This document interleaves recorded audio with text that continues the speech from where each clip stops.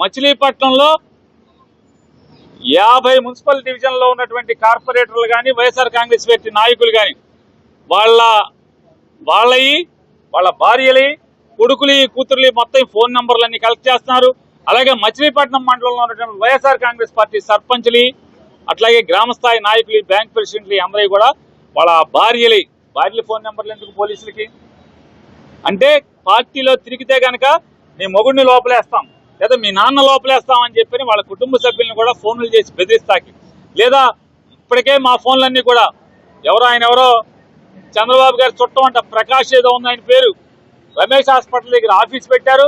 ఒక 17 మంది కానిస్టేబుల్స్ కి జీతం కాకుండా మరొక ₹1,00,000 నెల క్యాష్ ఇస్తున్నారు. ఇవన్నీ కూడా టీడీపీ వాళ్ళు చెప్తున్నారు. మీ ఫోన్లన్నీ కూడా రికార్డ్ అవుతున్నాయి. పేరు నాని ఫోన్ ప్రతిదీ కూడా మొత్తం రికార్డ్ అవుతుంది, మొత్తం వింటున్నారు. ఇట్లా పేరు నాని